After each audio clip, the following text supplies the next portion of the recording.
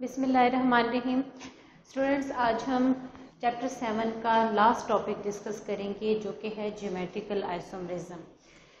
हमने आइसोमेरिज्म की दो टाइप्स देखी, एक को नाम दिया जाता है स्ट्रक्चरल आइसोमेरिज्म का और दूसरे को नाम दिया जाता है ज्योमेट्रिकल आइसोमेरिज्म का। प्रीवियस लेक्चर में आप लोगों ने देखा कि स्ट्रक्चरल आइसोमेरिज्म को फर्दर भी सब टाइप्स में डिवाइड किया जाता है, उनको भी हमने डिटेल से देखा था। आज हम सेकेंड टाइप ऑफ आइसोमेरिज्म देखेंगे जो कि है ज्योमेट्रिकल आइसोमेरिज्म। देखिए, ज्योमेट्रिकल आइसोमेरिज्म स्ट्रक्चरल आइसोमेरिज्म से इस तरह से डिफरेंट है कि हमने स्ट्रक्चरल आइसोमेरिज्म के अंदर देखा कि मॉलिक्यूलर फार्मूला सेम होगा, लेकिन स्ट्रक्चरल फार्मूला क्या होगा, डिफरेंट होगा। अब इस आइसोमेरिज्म के अंदर जो स्ट्रक्चरल फार्मूला होता है वो भी सेम रहता है, मतलब जो स्ट्रक्चर है वो डिफरेंट नहीं होता। तो डिफरेंट क्या होता है?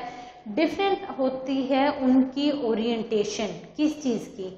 कंपाउंड के अंदर जो एटम्स हैं उनकी स्पेस के अंदर जो ओरिएंटेशन है वो डिफरेंट होती है। देखें, आपको पता है कि जब हम बात करते हैं किसी भी कंपाउंड की, तो उसके अंदर उसके जो एटम्स हैं वो स्पेस में लाइक कर रहे हैं, मतलब 3 डायमेंशन व्यू हम उसका देख रहे होते हैं।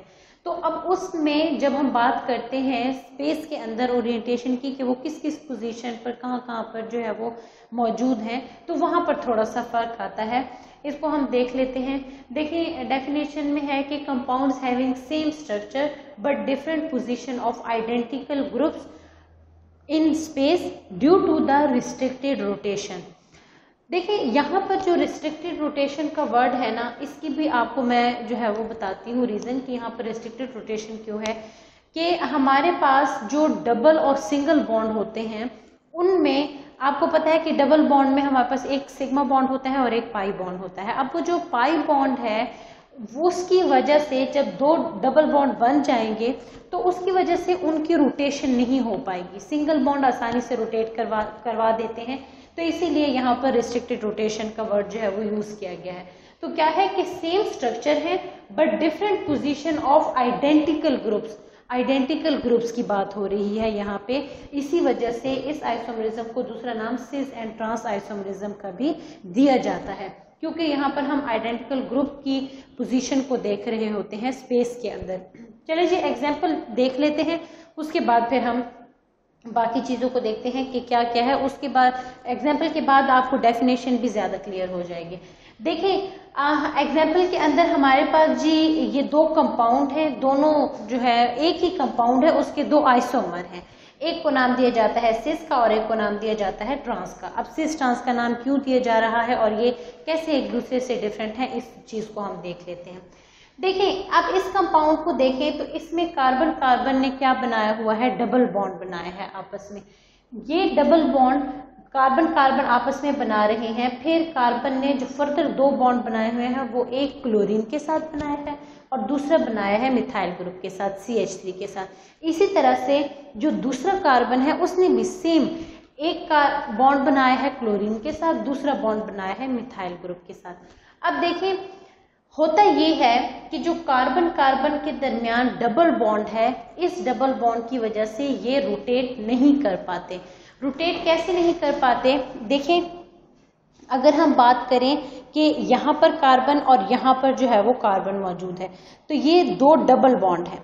अब इनकी वजह से इनकी रोटेशन पॉसिबल नहीं होगी, ये फिक्स हो जाते हैं अपनी पोजीशन पे। लेकिन अगर ये सिंगल बॉन्ड होता, इस तरह से सिंगल बॉन्ड होता, तो ये आसानी से इस तरह से रोटेट कर सकते हैं। तो अब इनको रोटेशन में आसानी हो रही है, एक कार्बन यहाँ एक कार्बन यहाँ, दरमियान में सिंगल बॉन्ड, तो आसानी से रोटेट हो रहा है। लेकिन जब एक कार्बन यहाँ और एक कार्बन यहाँ और ये डबल बॉन्ड है, तो अब इनको रोटेशन में आसानी नहीं है, ये रोटेट नहीं कर सकते, ये फिक्स पोजीशन पे हो जाएंगे। तो इसकी वजह से अब होता यह है कि ये इस तरह से तो रोटेट कर नहीं पा रहे, तो क्या करते हैं, इनके जो कार्बन ने इस क्लोरीन के साथ सिंगल बॉन्ड बनाया है और कार्बन ने जो मिथाइल ग्रुप के साथ सिंगल बॉन्ड बनाया है, वो सिंगल बॉन्ड रोटेट कर रहे होते हैं। मतलब ये आपके पास इस पॉइंट पे, तो अब यहाँ पर इस साइड पे ऐसे जो सिंगल बॉन्ड बना है वो क्या कर सकता है, वो रोटेट कर सकता है। तो उसकी रोटेशन से क्या होगा, उसकी रोटेशन से उनकी पोजीशन चेंज हो जाएगी। देखें, अब यहाँ पर आप देखें तो क्लोरीन ऊपर है, मिथाइल ग्रुप नीचे है। दूसरी फॉर्म में देखें तो दूसरी फॉर्म में मिथाइल ऊपर और क्लोरीन क्या हो गया, नीचे आ गया। बाकी सारी चीजें वैसे ही हैं। जब इन्होंने रोटेट किया, अब मिथाइल ऊपर और क्लोरीन नीचे, तो अब ये एक डिफरेंट आइसोमर बन गया। दूसरी बात, सिस ट्रांस हम कैसे कहते हैं, देखें ये आपके पास जो Cl है दोनों सेम ग्रुप हैं, दोनों ही ऊपर लाई कर रहे हैं, दोनों ही जो है वो एक साइड पे हैं। इसमें देखें तो इसमें एक Cl ऊपर है और एक Cl नीचे है। एक कार्बन का जो क्लोरीन है वो ऊपर है, दूसरे कार्बन का क्लोरीन नीचे है।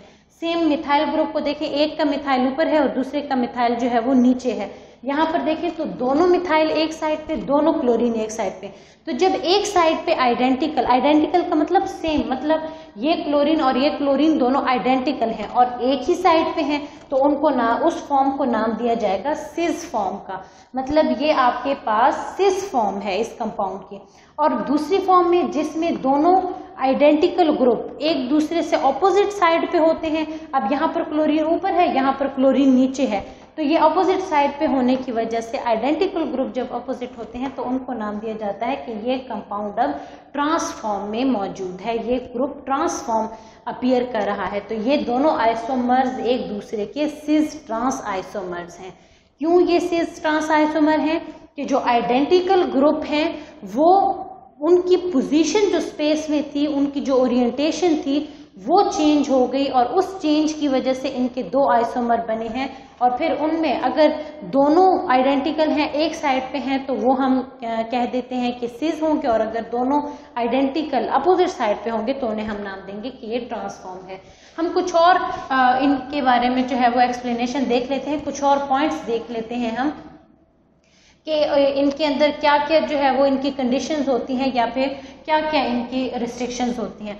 देखिए वो कहते हैं कि carbon atom having single bond can rotate freely but carbon atom having double bond can not rotate freely. वही बात जो अभी मैंने एग्जांपल में आपको बताई कि अगर कार्बन कार्बन के दरमियान सिंगल बॉन्ड होगा तो वो आसानी से रोटेट कर रहा है, लेकिन अगर कार्बन कार्बन के दरमियान डबल बॉन्ड होगा तो उनकी रोटेशन नहीं हो पाएगी, उनकी रोटेशन रिस्ट्रिक्ट हो जाएगी। तो अब उस रिस्ट्रिक्शन की वजह से, उस रुकावट की वजह से फिर वो क्या करते हैं, सिस ट्रांस आइसोमरिज्म या फिर दूसरा नाम जिसे आप ज्योमेट्रिकल आइसोमरिज्म का देते हैं वो शो करते हैं। Thus group attached to these carbon get fixed in the space। अब जाहिर बात है जब रोटेशन नहीं हो रही तो उनके साथ जो कार्बन के साथ जो ग्रुप्स अटैच हैं वो भी तो फिक्स हो जाएंगे, तो क्या होगा कि वो रोटेट नहीं कर पाएंगे। देखिए फिर ये लास्ट वन आपका इंपॉर्टेंट पॉइंट है, वो कहते हैं कि free rotation around double bond is possible only if pi bond break but it requires higher energy. देखिए अगर इस दोनों कार्बन को जिनके दरमियान डबल बॉन्ड है इनको हमने रोटेट करवाना है तो हमें क्या करना होगा, हमें इसका ये जो पाई बॉन्ड है इसको तोड़ना होगा, इसे ब्रेक करना होगा। लेकिन मसला ये है कि जो पाई बॉन्ड है अगर उसे ब्रेक करना है तो उसके लिए बहुत ज़्यादा एनर्जी रिक्वायर्ड है और वो एनर्जी हमें रूम टेम्परेचर पे नहीं मिलती। आम कंपाउंड को रूम टेम्परेचर पे वो एनर्जी नहीं मिल पाती, इस वजह से वो अपना वो पाई बॉन्ड जो है उसको ब्रेक नहीं कर पाते, और ब्रेक ना करने की वजह से फिर वो क्या करते हैं, वो ये जो ज्योमेट्रिकल आइसोमरिज्म है वो शो करते हैं। अब देखें ज्योमेट्रिकल आइसोमरिज्म शो करने में क्या होगा, अब ये कंपाउंड है आपके पास, ये डबल बॉन्ड था तो ये क्या हुआ, ये रोटेट नहीं कर पा रहा था, लेकिन कार्बन के पास जो यहाँ पर जो बॉन्ड थे उनके एटम थे उनके साथ तो सिंगल बॉन्ड था ना, तो यहाँ पर तो रोटेशन हो सकती है, तो इस वजह से यहाँ पर रोटेशन हो जाती है और इस पाई बॉन्ड को ब्रेक नहीं किया जा सकता, और जब रोटेशन होगी तो क्या बनेंगे, सिस ट्रांस आइसोमर्स जो है वो बन जाएंगे। ठीक हो गया जी, तो ये हमारे पास एक्सप्लेनेशन थी। अच्छा जी, इस सिस ट्रांस आइसोमरिज्म शो करने के लिए या फिर ज्योमेट्रिकल आइसोमरिज्म को शो करने के लिए दो कंडीशंस हैं, दो चीजें लाजमी होनी चाहिए कंपाउंड में, तो फिर ये जो है वो फुलफिल होंगी ये कंडीशन, तो फिर सिस ट्रांस आइसोमरिज्म शो हो सकती है। देखिए वो कौन सी है, एक है प्रेजेंस ऑफ डबल बॉन्ड और एक है different groups must be attach to the carbon. अब डबल बॉन्ड की प्रेजेंस एक तो लाजमी है और दूसरा के डिफरेंट ग्रुप्स हो, इस चीज को भी मैं आपको समझाती हूँ। देखिए इनके दरमियान डबल बॉन्ड होगा तो तभी ये ज्योमेट्रिकल आइसोमेरिज्म। क्यों? क्योंकि अगर डबल बॉन्ड नहीं है, दरमियान में सिंगल बॉन्ड है, तो वो आसानी से रोटेट कर लेंगे, उन्हें सिस ट्रांस की फॉर्मेशन की जरूरत ही नहीं है। एक तो ये चीज हो गई, ये कंडीशन हो गई। दूसरा वो कहते हैं कि जो ग्रुप्स हैं वो डिफरेंट होने चाहिए। अब इससे क्या मुराद है, देखिए जी जरा यहाँ पर इस एग्जाम्पल को आप देखें, मैं आपको ए और बी करके समझाती हूँ। अब देखिए अगर यहाँ पर ऐसे हमारे पास आइडेंटिकल सारे ग्रुप सेम हो जाएंगे, ठीक है, या फिर हम अगर सिस ट्रांस की बात कर रहे हैं तो ये अगर सारे ग्रुप्स अब सेम हो गए तो आप इनको रोटेट करवा भी लें, आपको क्या पता कौन सा ग्रुप ऊपर है कौन सा नीचे है, सारे ही ए हैं, कोई सिस कोई ट्रांस बन सकता है, या आप मुझे बता सकते हैं। यहाँ पर मैं इसी तरह से दोबारा इसको लिख दूं तो आपको क्या पता चलेगा कि मैंने कौन सा ए ऊपर लिखा है, कौन सा ए जो है वो नीचे लिखा है। जब सारे ग्रुप सेम है तो आप कोई भी रोटेशन करवा लें, आप कोई भी उसकी फॉर्म बना लें, आपको वो आइडेंटिकल ही लगेंगी, तो सिस ट्रांस अपीयर नहीं होती। सिस ट्रांस अपीयर होने के लिए ग्रुप्स का क्या होना चाहिए, उन ग्रुप्स का एक दूसरे से डिफरेंट होना जरूरी है। देखें अब यहाँ पर भी, अब यहाँ पर अगर मैं ये जो दूसरी फॉर्म इसकी बना रही हूँ इसमें मैं बी ऊपर लिख दूंगी तो अब आपको पता चलेगा कि हाँ पहले बी नीचे था और अब क्या हो चुका है, अब बी, ये देखें पहले बी नीचे था और अब इसका बी क्या हो गया है, ऊपर हो गया है। तो अब आपको समझ आ रही है कि यहाँ पर दो डिफरेंट फॉर्म्स अपीयर हुई हैं।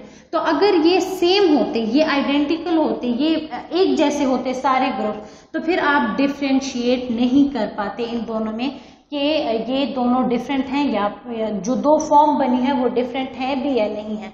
तो क्या कंडीशन है, एक तो डबल बॉन्ड होना चाहिए, दूसरी कंडीशन ये कि two different group must be attached to the carbon, कि कार्बन के साथ जो अटैच्ड एटम है, जो ग्रुप्स अटैच हैं, वो दोनों डिफरेंट हो। मतलब ये एक कार्बन है, इसके साथ एक ए है और एक बी है, अगर ये दोनों ए होते तो फिर आप इसके अंदर फर्क नहीं कर पाते, तो सिस ट्रांस अपीयर ना होता। सेम दूसरी एग्जांपल देखने, सिंपल सी है एग्जांपल, इसके अंदर क्या है कि हाइड्रोजन ग्रुप है, ये आप एक कार्बन देखें, ये कार्बन है, इसके साथ एक तरफ हाइड्रोजन है और एक तरफ मिथाइल ग्रुप अटैच है। अब सिस फॉर्म में क्या हुआ है कि दोनों मिथाइल ग्रुप एक साइड पे हैं, दोनों हाइड्रोजन एक साइड पे हैं। दूसरी फॉर्म आप देखें ट्रांस फॉर्म में क्या हुआ है कि एक का जो मिथाइल है वो ऊपर चला गया है और एक का जो हाइड्रोजन है वो नीचे आ गया है। तो अब एक का मिथाइल नीचे, एक का मिथाइल ऊपर, एक का हाइड्रोजन नीचे, एक का हाइड्रोजन ऊपर, तो दोनों डिफरेंट साइड्स पे हैं आइडेंटिकल ग्रुप, तो इसीलिए सिस ट्रांस की फॉर्मेशन जो है वो हो गई है। तो आज के लेक्चर में हमने ज्योमेट्रिकल आइसोमेरिज्म के बारे में पढ़ा और उसके अंदर हमने देखा कि दो फॉर्म बनती हैं, सिस और ट्रांस। तो आपने देखा कि सिस कैसे बनती है और ट्रांस, जब आइडेंटिकल ग्रुप एक साइड पे होंगे, जैसे अब ये हाइड्रोजन थे, ये एक साइड पे हैं दोनों, तो उस फॉर्म को हम नाम देते हैं सिस का। और अगर हम आइडेंटिकल ग्रुप को ऑपोजिट साइड पे कर देते हैं, मतलब एक ऊपर है और एक नीचे है, तो उसको नाम दिया जाता है ट्रांस फॉर्म का। That's all.